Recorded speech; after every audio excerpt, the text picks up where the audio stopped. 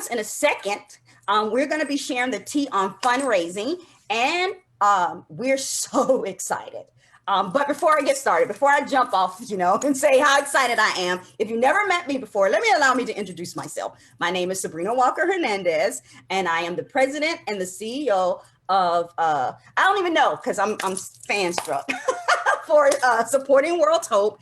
And it's a nonprofit consulting company that I started after 25 years in the industry.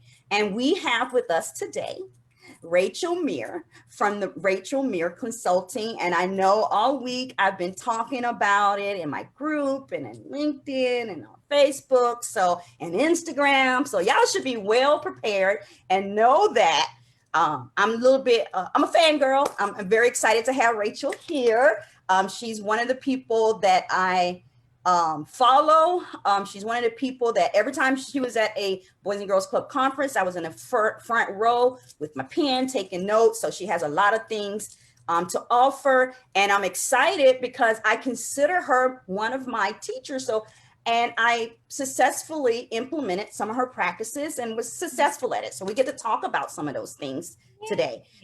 But before we get started, if you can click the heart or the like button or make a comment and let us know where you're from, this is going to help us with our algorithms. But not only is it going to help us with our algorithms, it's also going to let me know that you can hear us, because we would hate to go through all of this and you didn't hear a word that we said. That would be bad.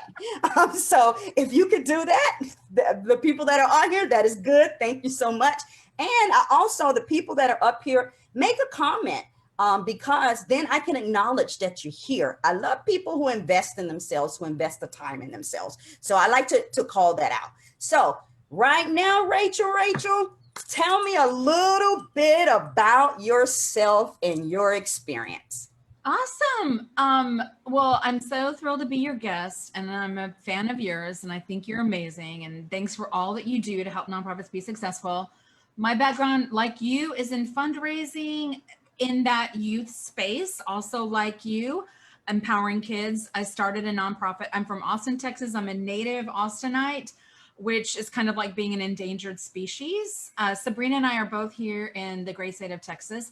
And I started Girls Start to empower girls in math, science, engineering, and technology.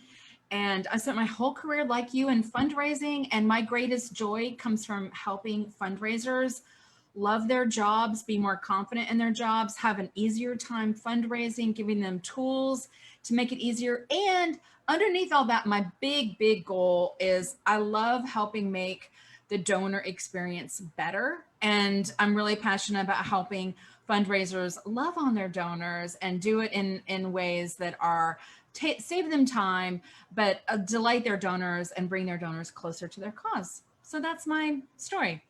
Yeah, I think that is so key what you're saying. And that's why I love the message that you provide, because you understand about the donor experience and how that makes a difference in reoccurring gifts and not going out and chasing dollars, because you're actually focused on the people who care about you already. Exactly. I got a couple of questions here. So I'm gonna be respectful of your time because you have something at 11, I have something at 11. So we're gonna get through this and give people as much nuggets as we possibly can. I'm all over it. Yeah, so one of the things that I know that you are good at and you preach is around donor discovery. So What's the secret to donor discovery? That's a really great question. The secret is being prepared and making every second count. And I really want to stress to everyone that's watching, you are not creepy to do your homework about a donor. You are smart to do your homework about a donor. You're not being a stalker to find out more about where they went to school, a little bit about their career path, maybe something you find out about their hobbies. Figure them out. Look for them on LinkedIn, learn more about them, Google them. I mean, you are helping yourself leapfrog boring conversations and get straight to really the heart of the matter. You're going to be able to peel back those layers quicker. You're going to be able to build rapport faster.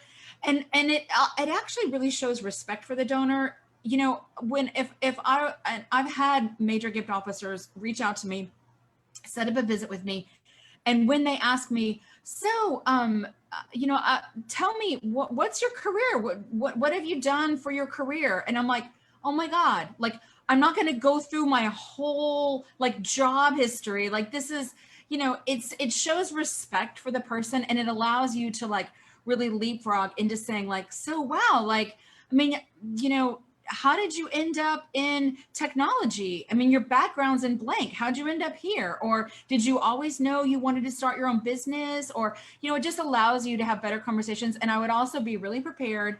And you know, from seeing me at conferences, I'm all about giving people cheat sheets. And we've got a download, rachelmuir.com/discovery, with some of my best of favorite discovery questions. But come prepared with really good discovery questions. Commit some to memory, like your muscle memory. I love asking, of all the amazing charities that you support, who does the best job of keeping you engaged and how do they do it? I also love asking, what is the best gift you ever made and what made it amazing for you? That is such a great question, because it allows people to think about like, you know, their philanthropy overall, and you learn what they're passionate about. What do you love about what you do? How do you make philanthropic decisions? Yeah. These are great. You don't have to like, even though I'm drinking some awesome tea from Sabrina, cheers, you do not have to try to read tea leaves to understand what a person is thinking. You can ask them, and that's a beautiful thing. And every moment, and this last thing I'll say about discovery, because I could go on all day, but every moment with your donors is a chance to do really great discovery. It's not just lunch, you know, every moment. And the great awesome thing about fundraising, and I know Sabrina knows this, and I know she did this, and that's how Sabrina set amazing fundraising records at Boys and Girls Clubs, is that when you do discovery, anything you find out about your donor, whether it's that their kid is really into gymnastics, or they're into fly fishing, or whatever weird, bizarre hobby, factoid, no matter what it is your opportunity to deepen the relationship. If it's significant to them and you make it significant to you, anything can happen. And I'm like a hopeless romantic, and moves management and doing donor discovery, it's great. And fundraising, it's great for hopeless romantics, because you get to find out what people really care about, how they see the world, and you get to bring them opportunities to be significant and make an impact. And every moment with your donor, even running into them in the grocery store, that grocery store visit is a chance to do really good discovery. I agree. And I think that the discovery process is like 20, when people think of fundraising, they think of going straight to the ask. And I think that the discovery process is like 20% of fundraising. I always try to break it down in my head. And so discovery for me is not stalkerish. It is 20% of fundraising, because you want to know, it needs to be a donor-centered approach. You need to be speaking to your donor and speaking to them in the language that they're going to respond to. So it's not stalkerish. I agree with you 100%. So what are some of the fundraising myths you would like to dispel? I could talk about fundraising myths all day, because there's so many myths in fundraising, like the myth of scarcity, and if everyone just gave $1. No, you don't want everyone to give $1. You want the person that can give $1 million to give $1 million. You want the person that can give $100,000 to give $100,000. But I think one of the most like powerful ones, I think is a really good reminder for everybody, is fundraising is about building relationships. Building relationships is inherent in what fundraising is. And you can automate some things, but you can't automate everything. And I see too many people, I'll just send an email. I'll just send an email to everybody. I won't ask them face to face. I'll just send this email, you know, and you have everything you know about relationships and everything you really know about fundraising, you already know from being a great human being and a great friend and a great mom and sister or dad or brother. And it is relationships and caring about people and caring what people care about and showing that you care. That's what fundraising really is. It's not, relationships aren't optional in fundraising. And you can automate a lot of things to save yourself time, but you can't automate building relationships and showing that you care and being emotional, because emotion is your donor's love potion. And I see so many organizations that write appeals that are only interesting to them, and they write newsletters that are interesting to them, and it doesn't work for the donor, and they're forgetting how emotional fundraising is.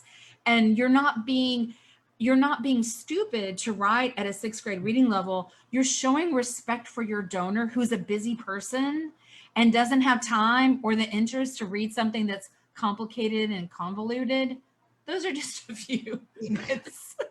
I totally agree with you. And I have talked to a lot of nonprofits that say, well, I sent them an email and I got no response. Like, I'm like, have you done like corporate sponsorships or done anything like that? Well, I did this event and I sent emails and I got no response. And they're actually offended. And I'm going, did you know them?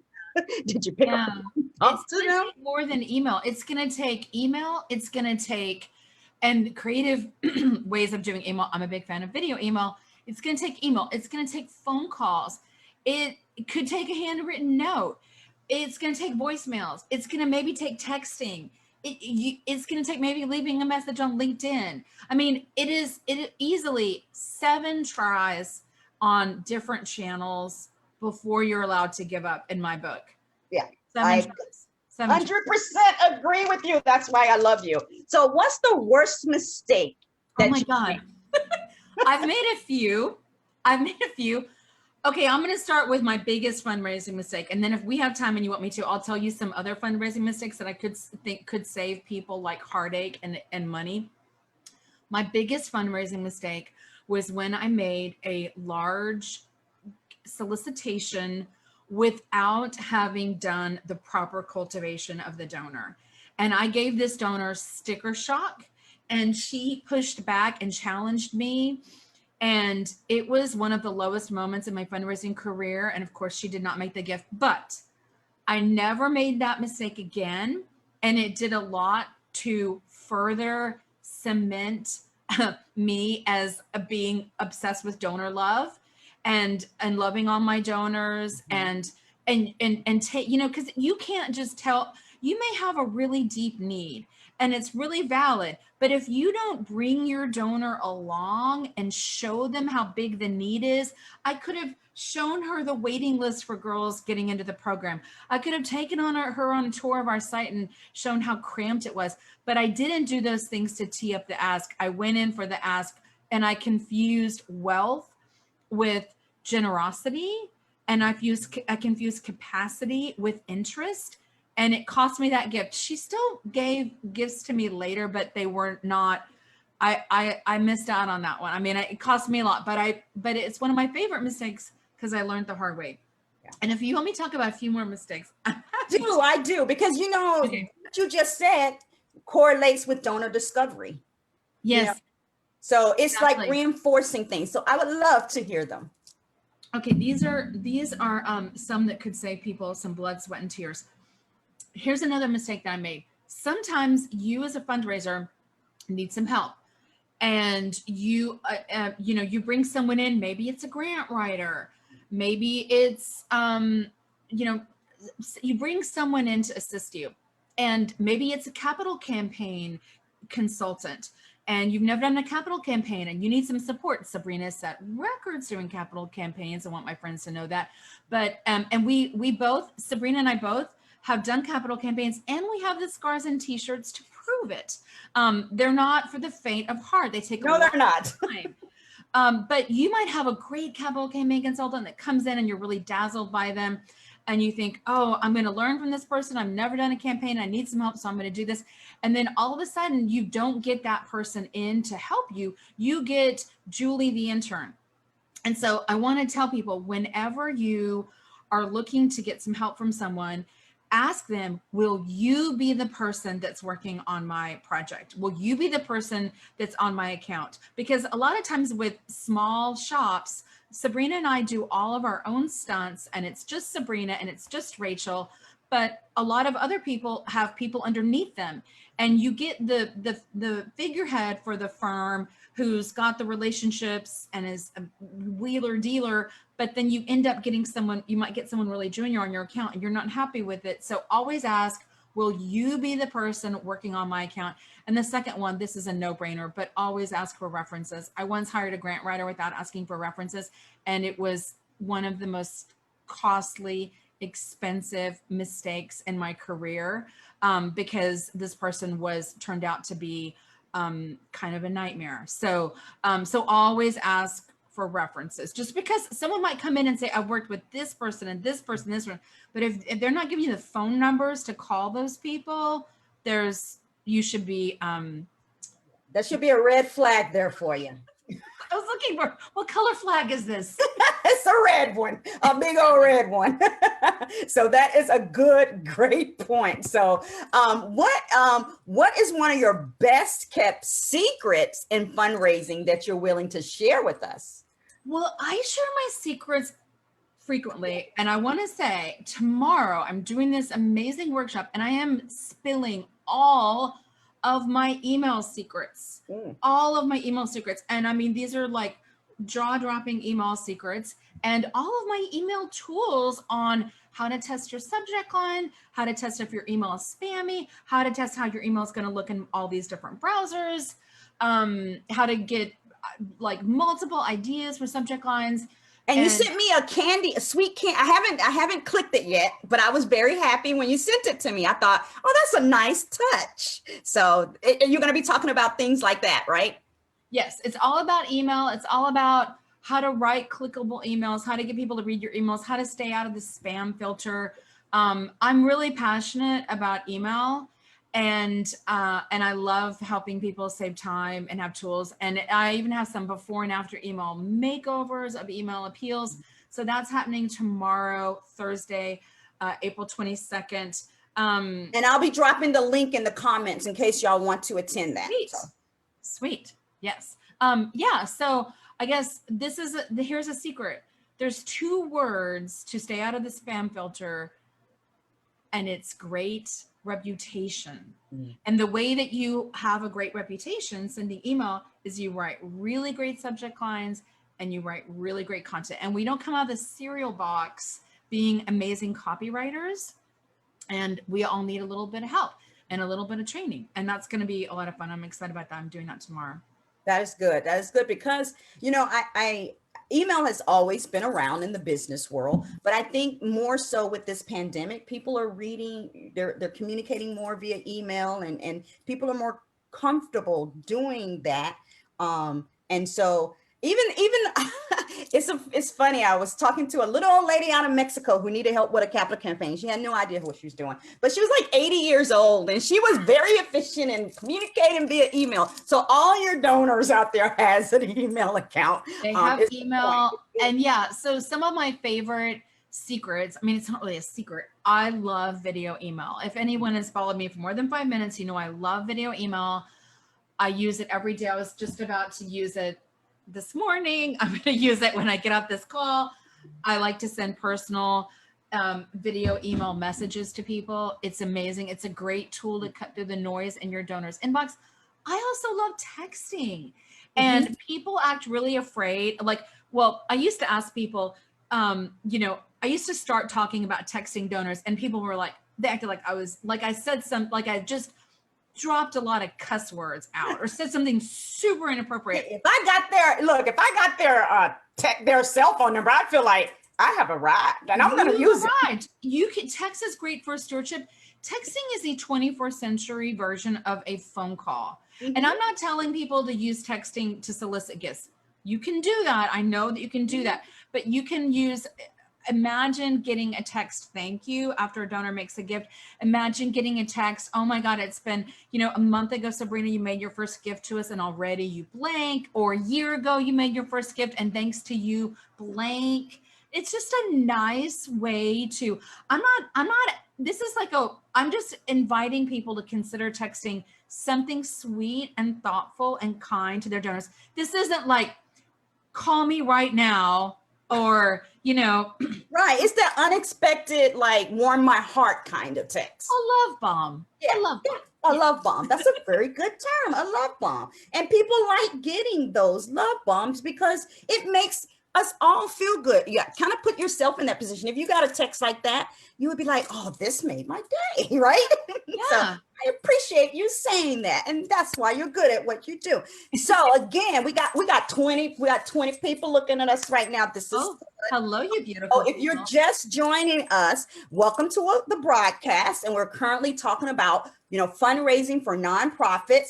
And we're sipping tea with Sabrina.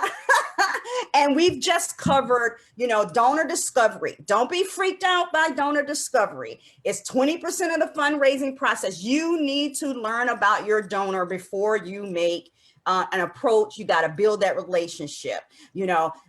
Go out and learn about your donor. Don't make some of those mistakes that Rachel has made, not learning about the donor and not asking for the right. Or I love what you said, confusing wealth with generosity.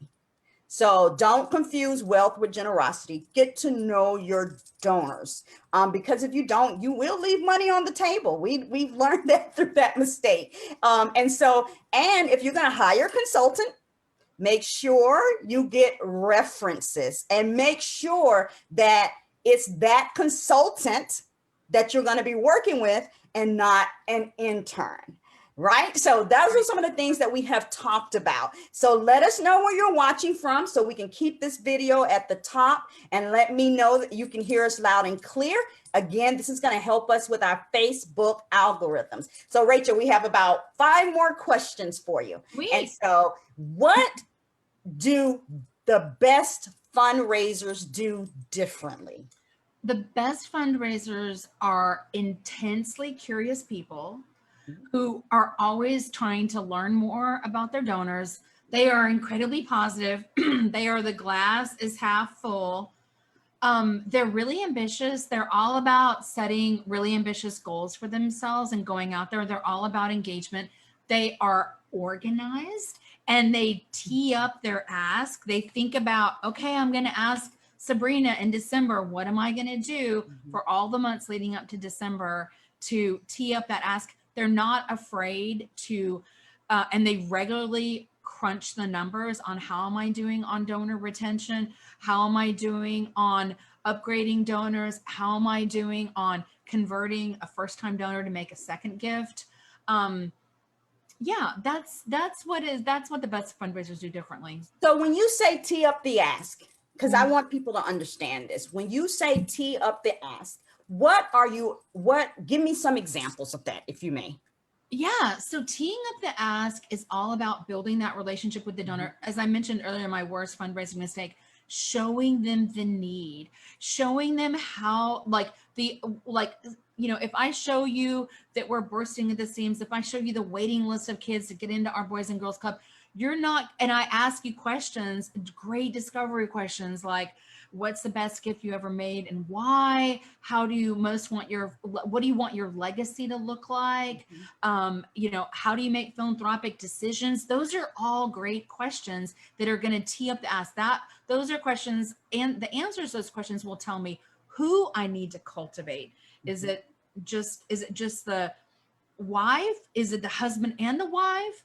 Do the husband and wife and the kids need to all be there for the solicitation because the parents want the kids to understand philanthropy and learn about how fundraising works? All of these, none of these questions are accidental. They're all an opportunity to learn how to structure the ask. What programs are they most passionate about? Of all the great organizations they support, who does the best job of keeping them involved? Those are all great questions to tee up the ask. And I'm a big fan of staying really organized. Surprise, surprise. As is Sabrina. Sabrina's so well organized. I love it. Love it. And kind of map out the months of the year, January to December. If I'm gonna ask Rachel for $5,000 in August, what am I gonna do between April and August to be teeing that up to give her personal touch? What is she gonna? It's all teeing it up like that gives you a chance to look at the big picture. I'm going to take them on a virtual tour. I'm going to send them an anniversary card of the anniversary of their first gift. I'm going to give them behind the scenes coffee with the CEO. You plan your touches and plan how you're deepening the relationship so that you can be great fundraisers do that. And great fundraisers like Sabrina set fundraising records. And it's all about what we talked about earlier, relationships And mapping them out. And I wanted you to verbalize that because people don't do that a lot of times. They go straight to asking people. And I'm like, you don't have a relationship with them. Or they gave them a gift, right? And then they don't say anything to them for the whole year. And then they get another solicitation. And I'm like, that's just rude. I'm sorry. It's rude. Totally rude. and they don't understand why people don't give again. So yeah, so super rude. It's worth thinking about what is your ask to thank ratio, and just think about, like, for example, like let's say Sabrina's at the Boys and Girls Club and I make a gift to her for Giving Tuesday. I know I'm going to get asked again for her end of year campaign. It's a separate campaign from Giving Tuesday, and she should ask me again.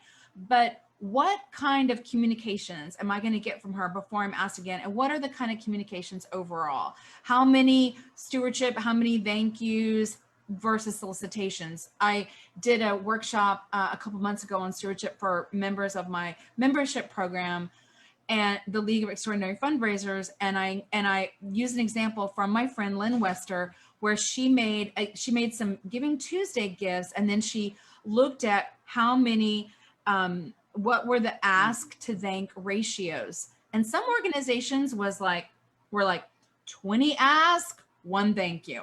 Yeah. And other organizations, Charity Water, had a more balanced ratio, something like 9 ask and 7 thank yous, or something like that. So just think about it. The opposite is also true. You could be asking a lot and not thanking, or you could thank and never ask. Yeah, that's a missed opportunity. So it's worth thinking about all that. And if you're organized and you plan it out and you think about your communications as a timeline or a calendar, you can make sure that people don't fall through the cracks and that they have really good experience. But fundraising is about building relationships, and there's no substitute for that. There's no substitute for building relationships. Is the key to fundraising success. There is no substitute. Even when you're talking about grants, you still have those program coordinators at those foundations, there's still people making the decisions. And so there's still no shortcut. It's building the relationship. So yeah, and the better you get to know those program officers, the more likely you are to write a better proposal and get it funded. Yes, because they're going to help you. They're like, oh, this person they're calling, they're asking the questions, they're going to help you. It's people giving to people. So and even if you get rejected, it's still great to say, will you spend 5 minutes with me and tell me where we dropped the ball and what we can do better next time? It shows that you care and that you're willing to learn. So do that.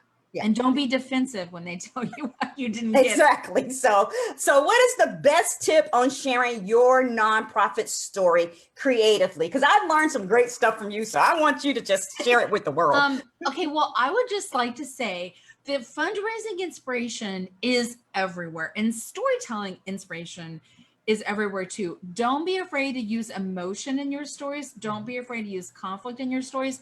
Low-hanging fruit tip for storytelling inspiration: Humans of New York. If you follow Humans of New York on Facebook, every day it is a new story about someone in New York, and it's always heart-wrenching. It's always uplifting. Sometimes I just have a good cry. I love having a good cry, and I'm not afraid to be mushy. So that's a low-hanging fruit trip. Humans of New York is great storytelling inspiration because they have dramatic stories. There's a lot of conflict. They start in the middle of the action. They always have some hook, some opener that you're like, wait, what? So Humans of New York, just a low-hanging fruit, totally free tip for storytelling inspiration. But I would say my tip for storytelling is to create a culture of storytelling in your organization. and reward storytelling, like, you know, boys and girls clubs, you want to, you know, start with a story, your staff meetings, celebrate people for telling stories, solicit as many stories as you can, ask questions on your program surveys, ask questions of parents, ask questions of kids. You know, the more pipeline of stories you have, the more opportunities you have to tell great stories, and be inspired by the stories that are around you. I mean, I get inspired, like walking my dog. I'm like, oh my God, I just had the best idea for an email subject line. Or, you know, like I can walk in I don't really walk in a Target since the pandemic, but Right. before the pandemic, when I would walk in a Target, I would look at their beautiful ad, like display, and I was like, oh my God, I'm going to make a slide like that. You know, like there's inspiration everywhere. You just have to look. Yeah. And one of the things that you taught me that I will forever take with me is tell the story from a different perspective for those organizations that work with like maybe battered women or homeless people. I remember you saying it was Boys and Girls Club, of course, and you was like, you could tell the story from the perspective of a basketball. Mm-hmm. And that kind of tripped my mind because I was like, oh my God, I tell battered women's shelter, tell the story from from that bag. All women have that bag that's packed and ready to go. You know, you've stuffed stuff in that bag as you go and you hide it, or men or women, and you hide it so that you can be ready to go. Tell it from that bag. Yeah. And my mind would not have went there had you not said, you know, you got a basketball in the gym. Every kid in that club touches that basketball. They know that kid story. Tell it from the basketball. It's like, that is a golden nugget. And especially for people that deal with, you know, sensitive subject matters, or they always concerned about confidentiality. Or, you know, I've even had some nonprofits say, you know, I don't want to exploit my clients. I don't think it's exploiting your clients. I really don't. No. But if they felt that way, you know, you can tell the story from a different perspective. Yeah. And I did get that from you. So Yeah, I wanted to thank you for that. You're not being exploitive to use emotion in your fundraising. Emotion in your fundraising is like oxygen in the air. Yeah. It is what works. It's the only thing that works. You're not being manipulative. Fundraisers, sometimes we as fundraisers need to get out of our heads, because we are sitting where the sausage is made and we are like, oh, we got to do something different with this appeal. Your donors don't know. They are nowhere near as steeped and as informed, and they don't know the 10-point plan of your project like you do. I love that example. Yes, inanimate objects, unexpected narrators, a volunteer story, client story, board member story. Change it up. Don't be afraid to change it up, and don't be afraid to use emotion either. And yeah, you have to use emotion. So I really thank you for that one. So what is the best tip you have for nonprofits on fundraising? My God. Be relentless, be brave. Do not wilt in your insecurities. Get out there and give it all you've got. No's are not the end of the world. Think of no as next opportunity. No's tell you how to get to a yes. No's are a healthy part of fundraising. It is not the end of the world. You will make mistakes. We all make mistakes. Dust yourself off and get right back out there and get right in the game. You might solicit $1,000 gift, $100,000 gift, a $10 million gift, $100 million gift. It may seem like a lot of money to you. Everything is relative, and money is just paper. They print more every single day. Every second. Every day they print more. It's a beautiful thing. And yeah, like go out there and give it all you got. I've seen so many I've seen fundraisers step up in this pandemic, and grow and be braver and more fearless. And it's taken a lot of bravery in this pandemic to fundraise, right? It's taken a lot of bravery. We've had to try new things. We can't meet in person. We've had to pivot to virtual events. We've had to pivot to like virtual meetings for fundraising. I mean, so many organizations really were drowning in the beginning around, well, I'm not essential. If you're serving clients who need you, you are essential. Yes, you And are. yeah, so I hope that was a good pep It talk. does resonate, and hopefully I won't drop anything in trying to do this, but something that you said was be bold. You Mhm. have to be bold.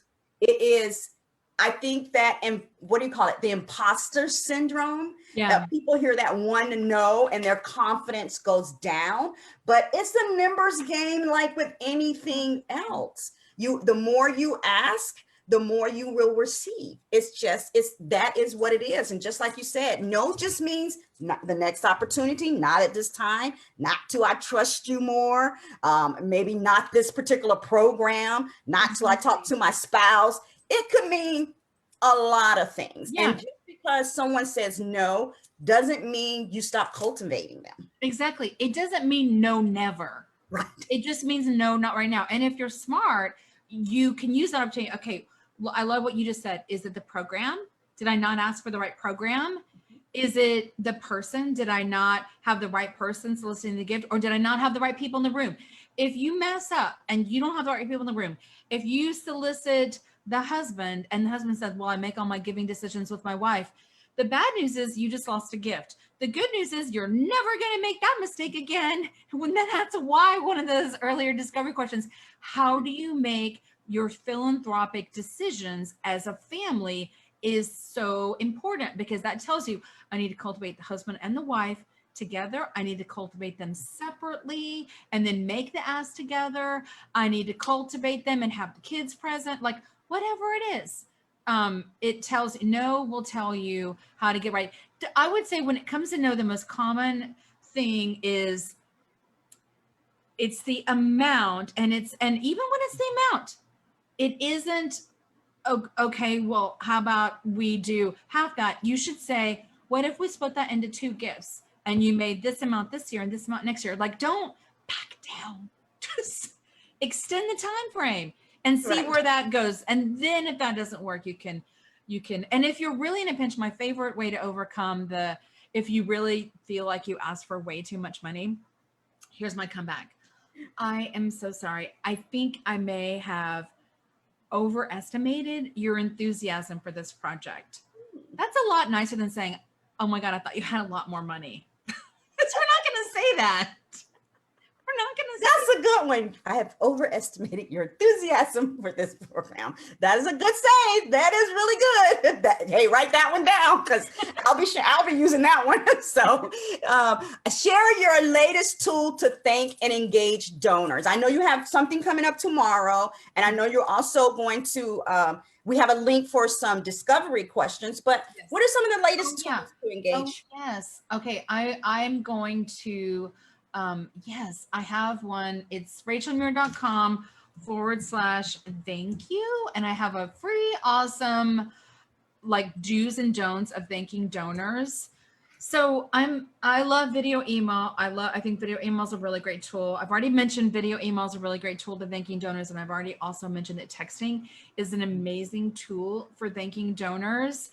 My, low hanging fruit advice on thanking donors. So many people kind of set it and forget it. And you may have not looked at your email thank you autoresponder in the past like 6 months, and you could be thanking people right here, April 2021, for an end of year gift. Like, check your copy.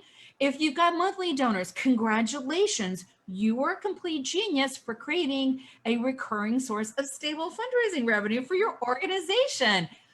But you need to make sure that you change out that copy so they're not getting the same exact verbiage every single month.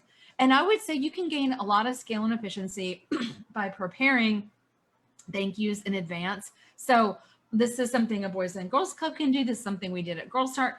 We had our own stationery, our own thank you stationery. I'll just call it our own Girl Start stationery with our logo on the cover. And inside, we would print out on the color printer, the digital color printer, cute photo close up of a girl smiling, looking right at the camera. And we would have the girls write thank you notes. And we would have them write fun, totally appropriate thank you notes that kids can write, You can give them some samples, but if you're with a Boys and Girls Club or any youth serving organization, you're doing Saturday camps, you're doing summer camps, get those kids to write some thank yous. So you can have parents write thank yous, and boom, you've got them all ready to go. And all you have to do is address the outer envelope. There are lots of ways to gain scale and efficiency with your thank yous. It doesn't have to be something that takes up a ton of time. And prepare for the harvest times, like prepare for end of year. And it's only April. You could start preparing now. And start preparing now. Did you hear that? Is it ready to go? To start preparing now for the end of the year. So don't. So, I'm going to be dropping everything in the comments that Rachel has to give to us. And what we want to do right now is see if there's any questions. If you have any questions, please drop them in the comments. I am able to see them as we are streaming live on Facebook. But if you don't have any questions at the time, this is what I want to answer, because people always ask us, both of us, about fundraising. Rachel and I can help with that. My website is supportingworldhope.com. Rachel's website is? My website is rachelmuir.com, and I have a monthly membership, and it's kind of a long name. League of Extraordinary Fundraisers.com. I kind of wish I'd picked a shorter name, but it's okay. But I do a workshop every single month, live 90-minute workshop and a workbook. And if you sign up, you get access to all the ones that happened before. So yeah, that's my story. So that is it. And what I'm going to do, I have to check two places, Rachel. Oh yeah. Questions. You go for so it. If you give me space and grace, I will do that. Because I don't want to miss anybody's question, because I was on one side and not the other side. So now all these people that are up here, you have a genius, and I'm going to say I'm a genius too, because I learned from her. Genius. So now would be the time to ask all of those fundraising questions, and we got some. Yes, I found them. I was like, come on, I know that people are asking questions. So let me start by saying thank you, Margaret and Marsha and Allison and Caitlin and Sierra and Donna and Kasha and Good. It's a lot of people up here. Thank y'all for joining us. So Darcia is the first question that I see. It says, do you feel it's more impactful to use stories from parents, families with fundraising to push? Also, do you treat families who services differently than an outsider donor? So do you treat, I guess the question is, do you treat families and your clients, your families, and an outside donor differently? Well, I mean, I treat, this is a really good question. Do I treat, I want to say it's a different kind of relationship. I mean, with my families, with clients, you're trying to make sure that you're taking care of them, and you're trying to make sure that their needs are met. And with donors, you're trying to make sure their needs are met too. But with donors, it's really about maintaining the relationship. Mm-hmm. But the first part of the question was, okay, so do you feel it's more impactful to use stories from parents and families with fundraising to push? I think always tell your client's story. Yeah, always tell the client's story, and make sure that it is an unfinished story. It doesn't, the happy ending comes with the thank you. The happy ending is like, thanks to you, blah, blah, blah, blah, blah. But the appeal story is an unfinished story. It's a story of need. And the donors, without problems to solve, donors don't have anything to do. So you need to describe a situation where, and you need to give them, like, even if, I love that Sabrina earlier was talking about, if you're working with a battered women's shelter, for example, and you want to, client privacy is important, use a different name. Okay. Don't use their name. And you can put as a footnote, names changed to protect privacy of our clients. But we need something to wrap our hands around. We need some descriptive details. We need to know the person's first name, how old they are, where they live. Like, give me some, if otherwise it's too sterile and there's nothing there for me to emotion makes me care, and I need a little bit of descriptive details that are relatable to start caring about that person. Fundraising is a quest for empathy. That is what fundraising is. You're making me care about something I didn't, maybe I knew I cared about it. Maybe I didn't know I cared about it if you're new to me, but you've got to give me some descriptive details to make me care about it. Right. And she added, Darcia added that the families, she says that the families that they serve are their biggest donors. Oh, that's awesome. Yeah, that's very awesome. So you're doing something right with the families. I don't know I don't know what organization she's with. Maybe, I don't know, maybe it's like an independent school or private school. Yeah. She's doing something right. She's doing something right. So I got a couple of more questions here, but I want to go back to the top so I can kind of get them in order and not get them as they're being added. I want to be fair. So let's see here. We did an appeal. This is Leah. Leah said, we did an appeal from the perspective of a teddy bear that we give to the kids who come to use when they're abused. And one of their most successful mailers. So she made a comment that validated what you said. So I feel like Leah and I are like psychic, because when you were talking about the bag, I think it has a name, right? Get ready bag, or anyway, or go bag, Anyway, go bag. I think it's the go bag. When you were talking about the go bag, I was thinking about a teddy bear or a lovey, and what that perspective is, because it's providing comfort. Way to go, Leah. That's awesome. That's a really good one. So Beverly said, what's the best way to get your foot in the door? I represent One Hope, and we help nonprofits for free with sales of our wine. So she wanted to know what's the best way. What's the best way to get your foot in the door? Well, I'm going to recommend video email for her, because she's in sales. Right. And the cool thing about video email, and she should check out bomb, BOMB.com. There's also a new video email player in the space called Bonjoro, BONJORO.com. And they have like a free, like if you only have a tiny email list, it's totally free. I've never used that one, but I saw that and I was like, oh, I'm going to mention that. Okay, that's a good one, because I know Bomb because of you. So yes, that's a good one. I would tell her, since she is in sales and I love wine, so thanks for selling wine. If I've often had fantasies about being a sommelier in my life, but I'm not. I'm a fundraising consultant. But I would say use video email, because not only does video email give you a fun way to stand out, if people are reading your emails or not. All of us have to write killer subject lines to get our emails opened.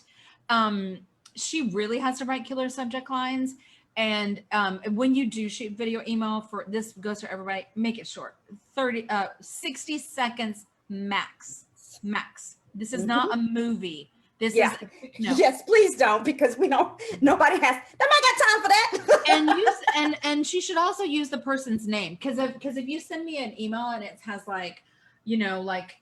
hello Sabrina, or Sabrina, you're amazing, I'm going to be like, what is that? It's personalized, and that's the key. Personalize it. So we got a couple other questions. I usually only take 3 questions, but we got about 10 minutes. I know Rachel has to be somewhere, and so do I, but I'm going to try to grab these. Okay. So here, Kathleen, challenge engaging board members and volunteers to take action, recruiting donors well in advance of date of fundraising events, and reaching out to new donors to thank them for support. I have an opinion around that, but I'll let you go first. Well, this is everyone's problem. I rarely meet fundraisers who are like, my board is doing such a great job being engaged in fundraising and doing all that they can. I'm so happy. And if I do ever meet them, everyone else is like, tackles them like, what are you doing?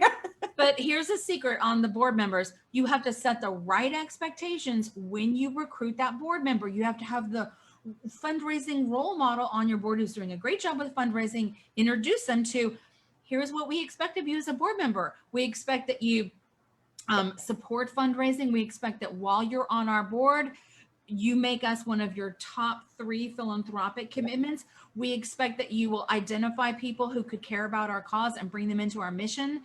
And in return, we're going to teach you a little bit about fundraising, and we're going to support you along the way. And we're going to give you choices in how you choose to make your gift and how you choose to participate in supporting our fundraising activities. Set up the right expectations, make it easy for them. So I'm going to tackle the second part of that question, which was,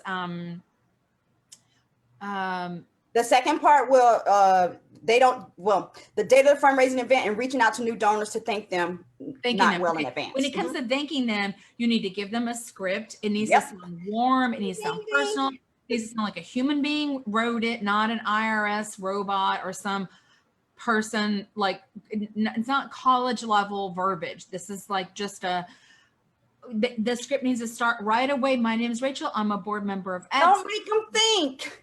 Yeah. Don't make them think. Yeah. Remind me the first part of the question again. So challenging, engaging board members to take action, recruiting donors, attendees. So I'm assuming it's well in advance of the day of a special event or a fundraising event. And you can check out rachelmuir.com/boards. And I have a couple of guides, but I'm going to tell you this. Fundraising and board members, it's not a one size fits all. Some of her board members will be willing to, I'm going to recruit 5 people, 10 people to come to this. Other board members will not. Tiny Rolodexes aren't going to be good at that. That's why. So Sabrina and I are in Austin, Texas, and Sabrina's not in Austin. We're both in Texas. But in Texas, we have this ice cream place called Baskin Robbins, and they have 31 different flavors of ice cream. And I want to encourage everybody, you need to come up with 31 different ways your board members can support fundraising, and you need to let them pick the 5 or 7 or 10 things that appeal to them. That is how you get people to do things. I have twins. One twin is extroverted. One twin is introverted. They like different things. That's how it is with board members. They're different people. Some people will give you names. Some people will recruit people. Other people will host an event. Other people will do a lot of advocacy work for you.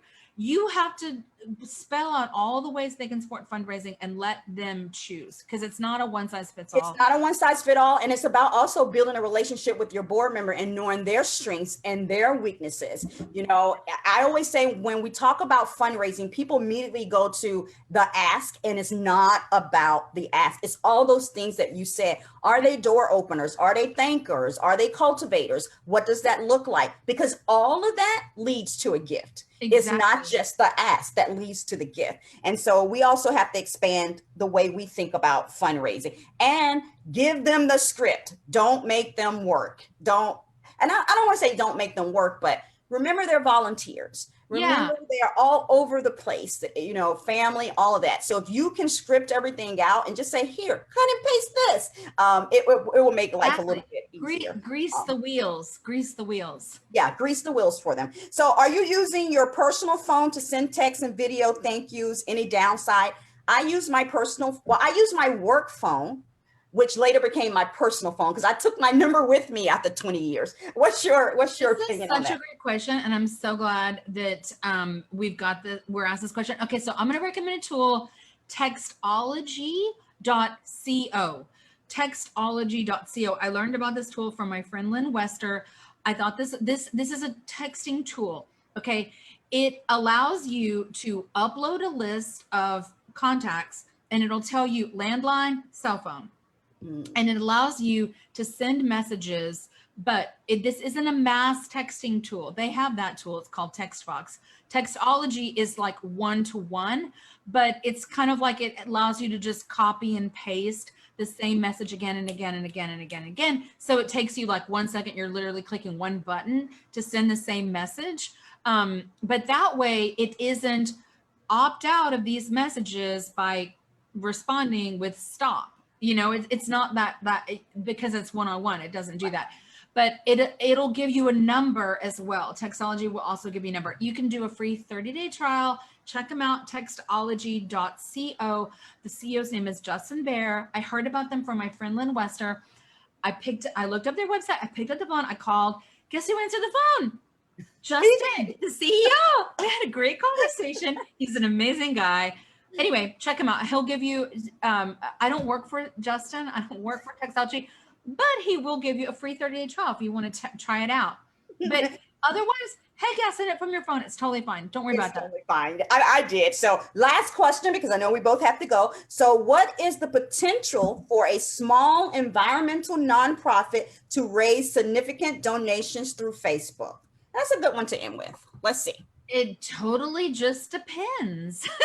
Yeah, it does. It just depends on, right, what they're championing at that time on Facebook. It depends on how you structure your Facebook campaigh. It depends on your How many people are involved? ads. Yeah, it depends on if your brand is known. It is. I have no idea. That's a complete unknown. There's no way for me to predict that. I will say this about you doing your Facebook campaign: you will not, if they're donating through Facebook, you will not get their names or their email addresses. So just know that build a relationship. You're not going to be able to do that. So just, there are a lot of people I know who are raising money on Facebook, but just know that. Yeah, it's not going to lead to technically a repeat gift or move anybody up that ladder because you don't have the information to build the relationship with them. Yeah. So you put in a lot of work. You could use your donation form instead of, you could put your donation form in there. You will have some drop off of conversions by doing that. But just know all that. And you never know until you try something. Yeah, you never know. So Rachel, I want to say thank you so much for joining us today. This has been like, I posted something, it's like a full circle moment. Yay. And it really has been a very good conversation. People are excited. I just got a text from a friend who's also on here. She's like, this is very good. I'm so excited. Thanks for the shout out, Marsha. Really and truly, I want to thank you for sharing your knowledge. You were delightful, and I'm so honored to be your guest. Keep up the amazing work, and thank you everybody for joining. You're amazing. Thank you. Thank you. So I always leave with this. So I am going to leave with this. Your mission matters and deserves to be highlighted in your community. Your mission matters and can be an inspiration to those who need it the most. Your mission matters and deserves to be funded to its fullest capacity. And that's Sipping Tea with Sabrina. Woohoo! See you next time. Thank you, Rachel. Thank you, gorgeous.